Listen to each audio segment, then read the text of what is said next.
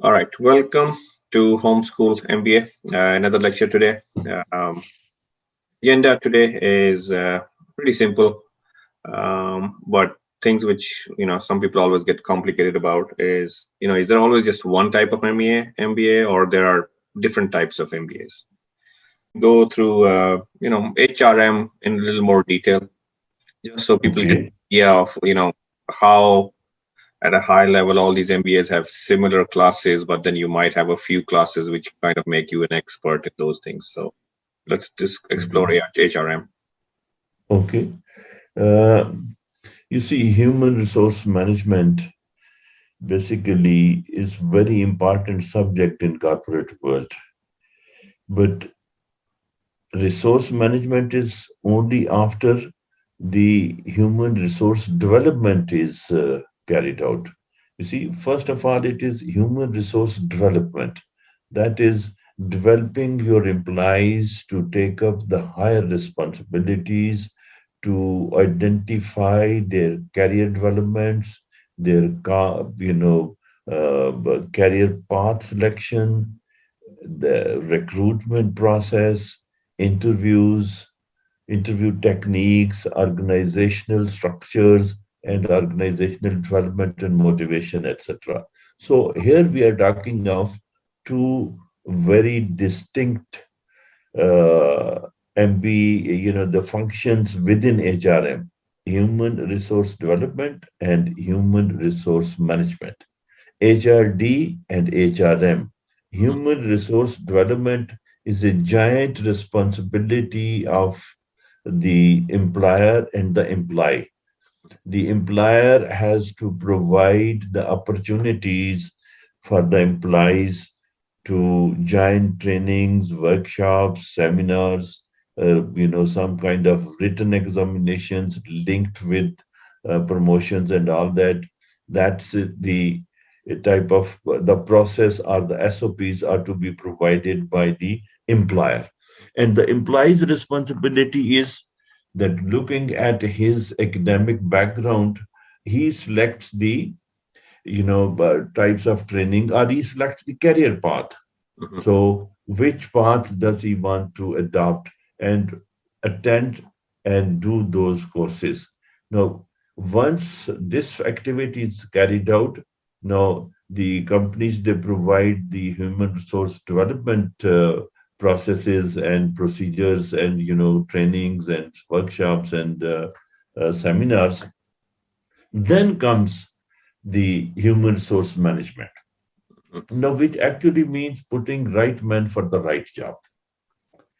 Manage those employees who have developed developed their careers and who are ready to take up the higher responsibilities. And in HRM, there are a few other techniques like tenure systems that depending on the qualification of the and the training of the employee, put them on the right job for a couple of years, give them hands-on board kind of experience and watch them and supervise them. And then they'll be after 2 or 3 years. Tenure is normally from 2 to 3 years on one particular seat. And during this period, the employees, they learn about the operations and about the clients and about internal and external environment and all that. And then they are ready to take up the next responsibility. Now, that is where the HRM comes in. So, here we have talked about career development. So, that setting the career path for the employees. Then, career path selection is basically the responsibility of the employees because they want to, which route do they want to go? Like, for example, they want to adopt the marketing side, or they want to adopt the sales side, or they want to adopt the financial side, or which side? And this they will select on the basis of their academic experience and qualifications. Similarly, there is a element within HRM that is the recruitment process.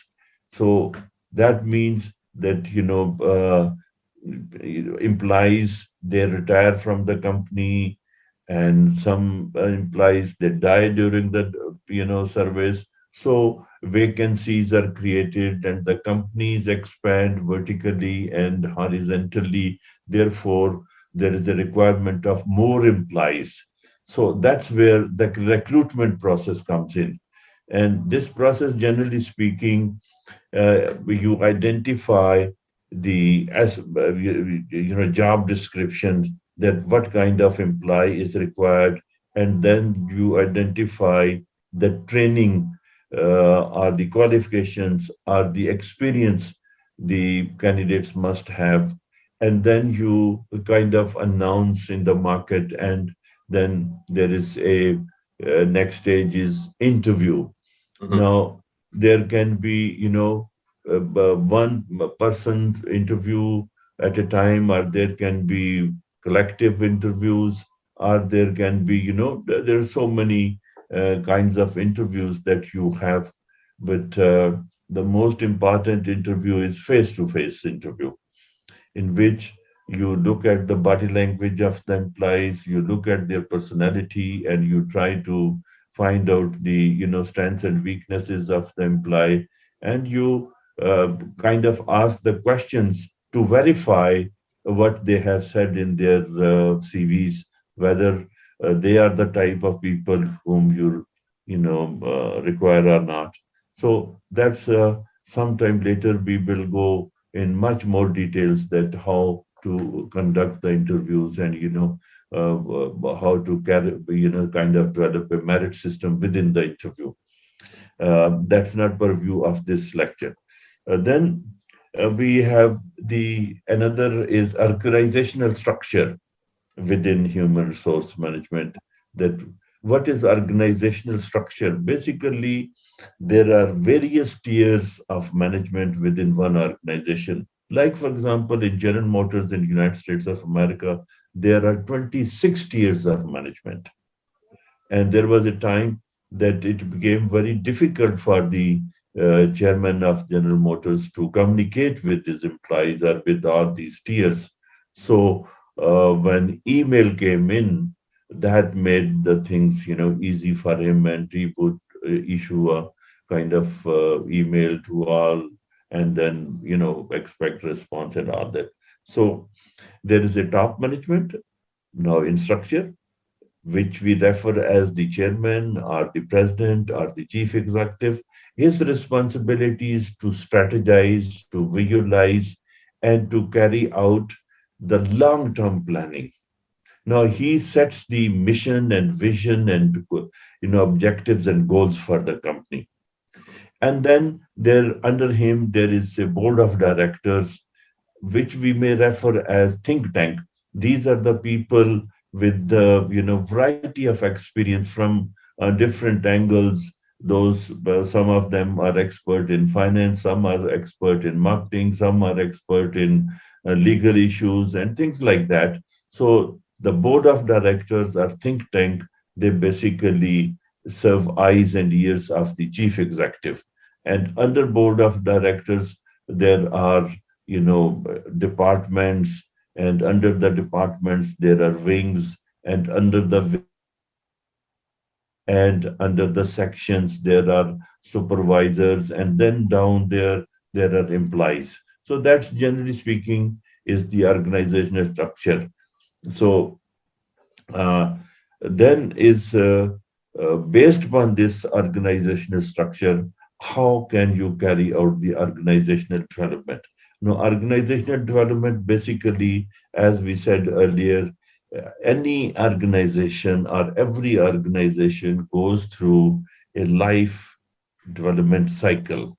They are born, and then they start growing horizontally, vertically, and they grow, and then they start cruising. Cruising is a period when the organization is making a lot of profits, the employees are happy, the customers are happy, the vendors are happy. So that's a cruising. So smart chief executives, they extend the cruising part of the organization because next stage is decline. Every organization which born has to decline. Like any man born has to die. So the organizations are just like people. They are born, they grow vertically, horizontally, they cruise, and ultimately they decline and die.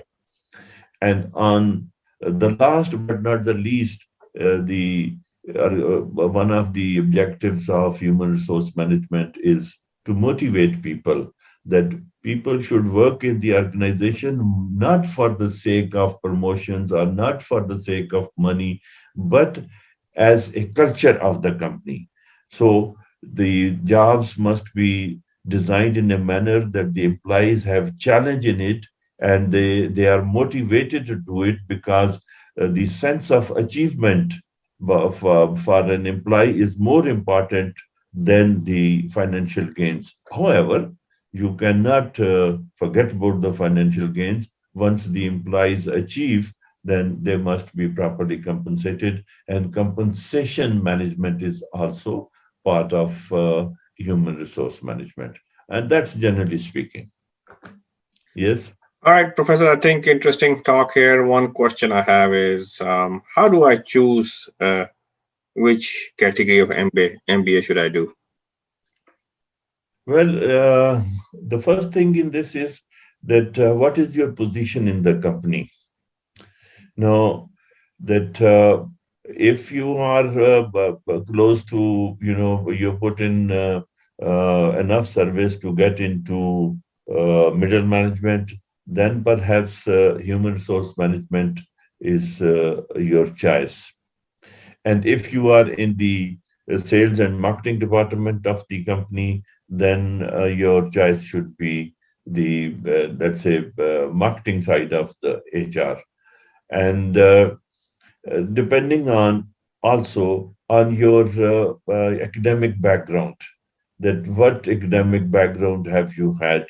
Uh, are you, expert in finance? Have you done your BBA in finance? And things like that. But Hmm. here the question is that what about those who are like doctors and engineers and diplomats and things like that? Hmm. I would say that the most important for them is human resource management, because higher they go in the ladder of the company, they will need this human resource management, because after middle management, you don't need people specialists, Hmm. you need journalists. Hmm. So master of none, jack of all type of people are more welcome in the higher management. So that's how actually you select your type of MBA that you want to do. Okay. Thank you. Very interesting lecture here. I would like to thank everybody for watching. Please like and subscribe to all our social media. Thank you, Professor. Till we meet again. Thank you. Thank you very much.